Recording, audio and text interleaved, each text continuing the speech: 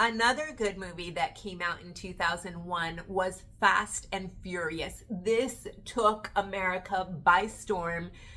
It was LA. It kind of reminded me of that Chola gang culture, that LA. So, like, my mom's side, when they immigrated from Colombia, they went to Philly. But my dad's side, when they immigrated to Hollywood, LA, Los Feliz type area where Leonardo DiCaprio grew up, so it's like LA streets, West Side, like Fast and the Furious was that. That was my childhood with the Mexican people. And, my family from my dad's side came from great humility. Fast and the Furious represented that culture in Southern California.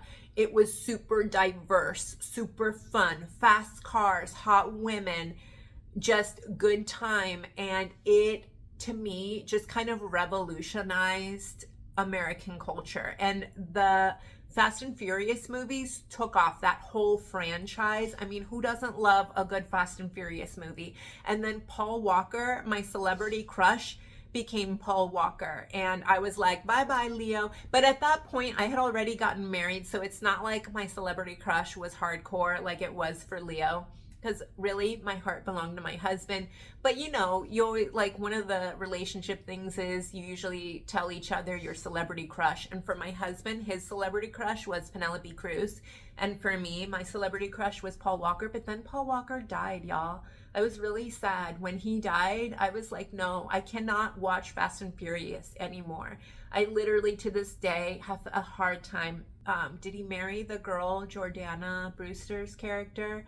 I loved that actress in the movie. I loved that whole romance with Paul Walker and his woman, the whole, epicness of those fast cars. Oh, I love Tokyo Drift too. I know Tokyo Drift wasn't that cool and Paul Walker wasn't in that one, but I really liked the songs. I wonder if you know, dun, dun, dun, dun, Tokyo. Dun, dun, dun. If you've seen Tokyo Drift, you know what I mean. Now let's go into 2002 Star Wars Episode 2. Okay, I didn't really care about Star Wars Episode 1. It was huge, and my brother-in-law was a huge Star Wars fan. My sister was a huge Star Wars fan. I didn't really grow up loving Star Wars the way my sister and my brother-in-law did. I knew that it had a loyal cult following. I knew that it was going to be epic and huge.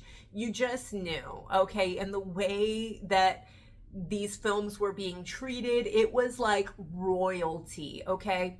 Summer of 2002, I went to Europe with my aunt because my aunt had a fancy job, an aunt from Philly. She had a fancy job and she was like, yo, you want to come with your cousin Cindy, the cool cousin that I mentioned in some of my 90s favorite 90s films one. She's like, you want to come with Cindy and your cousin Patricia? You guys want to come with me to Europe and travel across Europe? And I was like, heck yes, I do. I was 19 years old. It was right before I started dating my husband. My husband was really mad at me because I went to Spain to a bullfighting rink, and he was like, how could she do that? How could she go see bullfighting? And I hadn't thought about it. So anyways, let me try to stay focused here. That while we were in Paris, France, on this epic European tour across Europe, the huge billboards for Star Wars Part 2, I mean, you would have thought the world was coming to an end for Star Wars 2. It was so important, so epic. These billboards would cover buildings, and I just remember being in awe, like, I had no idea how important Star Wars was to the world. I was learning, I was being schooled, because in America I knew Star Wars was a thing, but I didn't know that all of France and Europe was going to bow down to the film that was Star Wars. Not that it was God, but my goodness. And Natalie Portman's face was on the side of buildings, Queen Amidala. Dude, if I could have been anybody in a film, it would have been Queen Amidala because her outfits. Can we talk about Padme's outfits? And I love episode 2 because it's the romance episode. And Hayden Christensen, I had seen him on the show Higher Ground, and I was like, I don't know who that kid is, but he is going to be huge. He is going to be epic. Everybody's going to know his name. It's like I was prophesying. I felt so prophetic. And sure enough, it came to pass. When he was cast as Anakin, I said, I knew it, of course, because that kid's name is not going to be not known in this world. That kid is going to be somebody. That kid is going to make a name for himself. And he did. Oh my word, did he? He was Anakin Skywalker, and we will always remember Hayden Christensen as Anakin Skywalker. Even if he never does another film for the rest of his life, he was Anakin as far as we're all concerned, right? So there he was on the side of buildings. Natalie Portman, her name is a household name, y'all. But I had been following Natalie Portman's star since I was young. I just saw something in her in the magazines, and maybe it was the magazines who were pushing her in my face. I don't know, but her face was so angelic, so perfect. And she was living my dream in high school, like being this actress in movies like with Woody Allen and stuff. And I remember watching her films. She was almost cast as Juliet in Romeo and Juliet. And if you watched my 90s films videos, I talked about Romeo and Juliet and how much that movie meant to me. I would have loved to have seen her as Juliet. I'm not going to lie, but her parents felt like she was too young to be kissing Leonardo DiCaprio, and I don't blame them whatsoever. Have you guys seen Star Wars Part 2, that love story? It's the outfits for me. It's the way they fell in love. It's the way she rebukes Hayden Christensen. Like, we can't do this. This is forbidden love. And he's like, no, I can't stop thinking of you. I need to be with you. If you are suffering as much as I am, please tell me.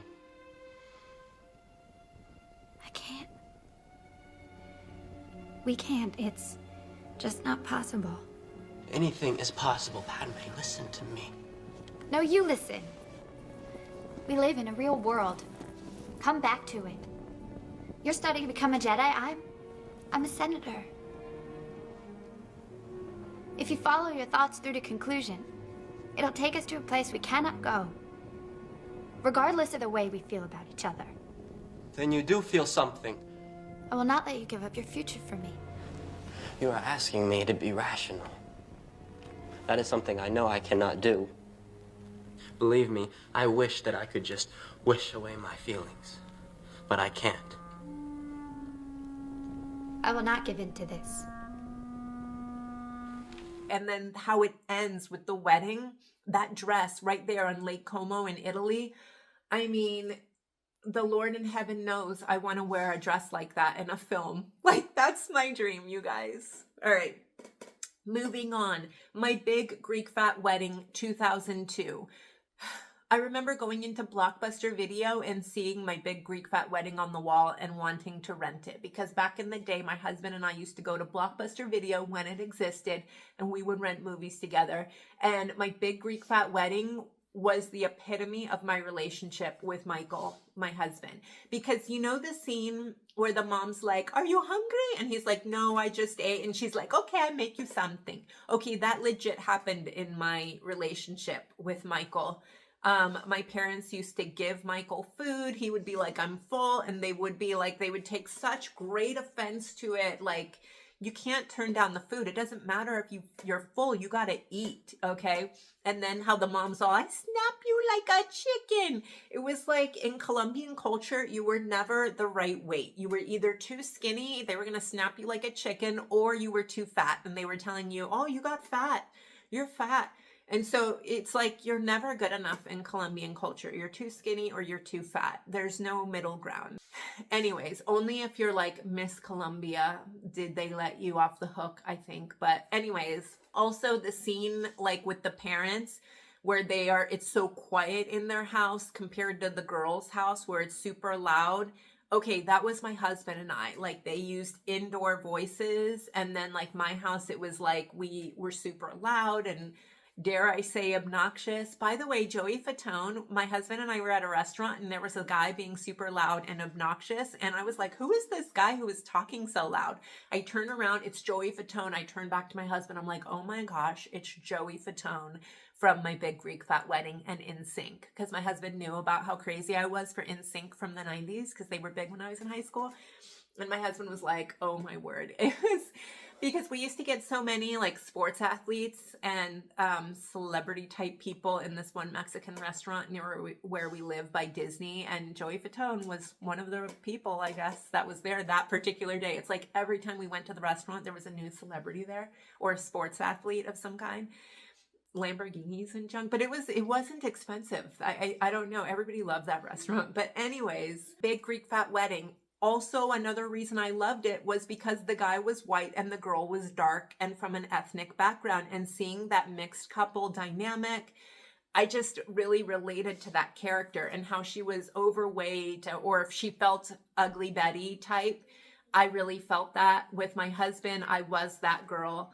I just connected with that movie in so many levels. So heck yes, Big Greek Fat Wedding. Definitely go watch that movie. Highly recommend.